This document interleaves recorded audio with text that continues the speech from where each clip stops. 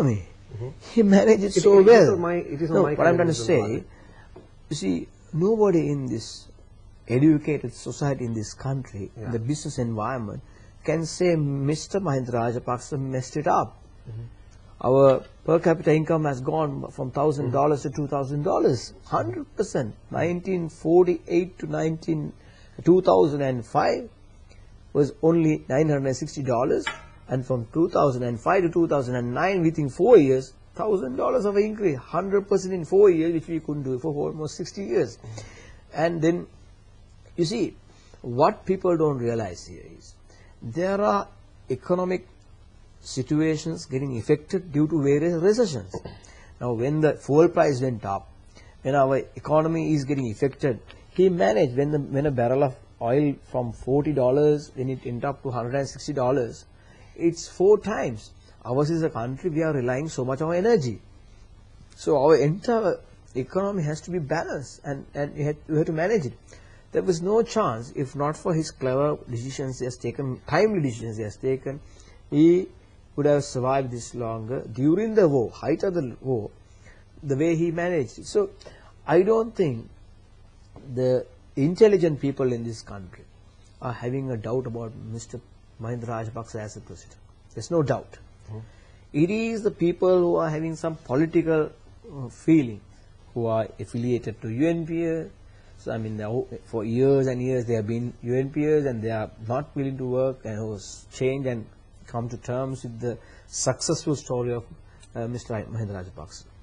Otherwise, can anybody come out with a document, proven document, and say this is what happened, this has gone down, this is what happened, it has collapsed?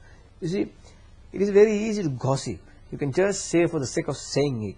But if you look at the whole story, the bigger picture, if you look at the big picture of this country, he has been so successful. There is no doubt.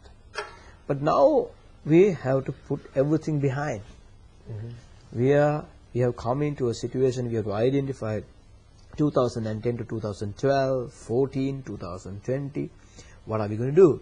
There are projects, there are industries which will give us immediate benefit, like tourism, like our fisheries industry. We are a tiny island. So we must focus immediately on our priority areas. Then we will see a lot of unemployment, people can get employed, we must train them to meet the challenges we have within the short term. Then there are mid-term projects, like our harbour, airport, and all the infrastructure development will take 4 to 5 years. Our benefit will come then.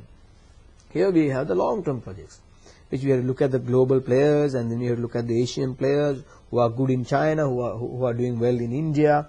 What is the role that Middle East is playing? What we can do in Sri Lanka? How do we train our staff? How do we train each level of our children? Now we must look at their skill level, look at their intelligence, look at their kind of a syllabus. Then we must make sure how do we feed their after school, university level, their higher education level, and we must segment them. So our challenge is for children, for their next generation of our people. So I think the focus should be, and our discussion should be, our debate should be based on what we should be doing beyond 2010. So when you come to that, I don't think during this political time and election time we are debating any of those. It is a sad story. Whereas President Mahinda Rajapaksa wants only that.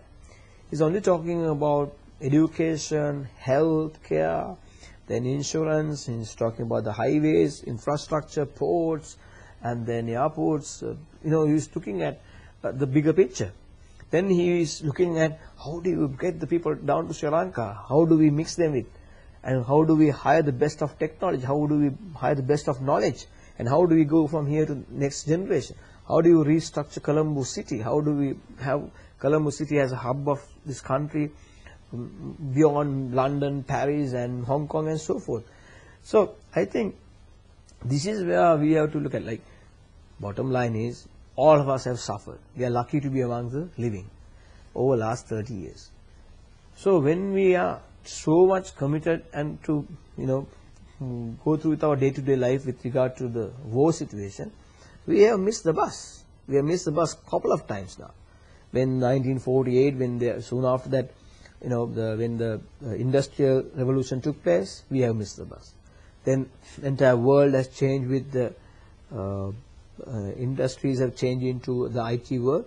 When the communication technology has taken over, we have missed the bus. Now with the ICT, and we are fortunate over the last 4 years, we have given the best of English knowledge into our children. We have given the highest number of computers per student basis over the last 4 years. So we are getting there, and we must be looking at, okay, how many children, education or O-level children can speak in English? How many of our up to O-level students got computers? How many up to grade 6 level? We should be discussing, debating, and support our next generation, give them the right balance. Here, we are talking about all, when I look at the political platforms, you feel sad because the country doesn't need these unnecessary discussions. People are much educated. They're much more intelligent than what we think of. So they want to change from the industrial, economical, IT for the next generation. That is what the brighter future is there for. Since you talk about the change, it has been the main topic in present day gamut of discussions that is taking place elsewhere, maybe on media, maybe in among the general public, maybe on the political stage. We always talk about a change. Now, what type of a change should take place that will strike an equilibrium in all aspects, which is fair to all stakeholders of the society and the country? Who can genuinely assure this equilibrium? I think it's simply, it's one country, one direction, one vision, which is the brighter future, and then one leader. Now we are very lucky.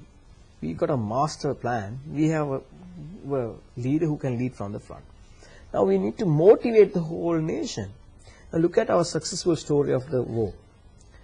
All of us have contributed for the success of this war. When we ran the campaign of Api Venuwen Api, the whole nation was motivated. Everyone has contributed. Poorest of poor person to HE, His Excellency, everyone has contributed.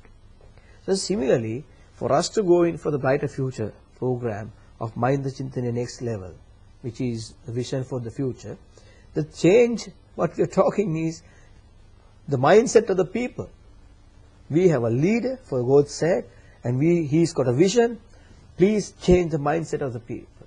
And then get like what we have done with our Api Venuwen Api, we must get people to feel brighter future. Brighter future is the change that people must look at, and then let them all believe, okay, he's got a plan. He's got a plan for education, he's got a plan for healthcare, he's got a plan for development, he's got plans for all these things. And therefore, let us be part of it. So it's a one direction, one vision, one game plan, everyone supports, all of us can win. Well, that's Mr. Sumathipala's opinion with regard to the change and how we can make use of this change, where what he says, like everyone should make a beeline to make a change in the way forward of the country. And with that, I have to take a short break, and I'll be right back. Chat with the former president of the Sri Lanka Cricket Board, one-time chairman of Sri Lanka Telecom and Sri Lanka Telecom Mobitel, the administrator, businessman, politician, Mr. Thilangu Sumathipala. When you left the cricket fraternity as the chairman of the Sri Lanka Cricket Board, one time you were the head of the Asian Cricket Council, and a lot of people commented that you would be the best bet for Sri Lanka to eye the top position in the ICC. And your story with regard to cricket has been one of marvelous one. I mean, you have overcome many obstacles, even in elections at the cricket board, where you surpassed many cricketers with repute. For instance, you were pitted against Arjuna Ranatunga, and you won the battle against him. And later on, you became a politician. But Arjuna Ranatunga wouldn't have been made a successful politician, though he would have been a successful cricketer. So, in this chemistry, what is the learning? I mean, can we expect you to be a good politician rather than you become a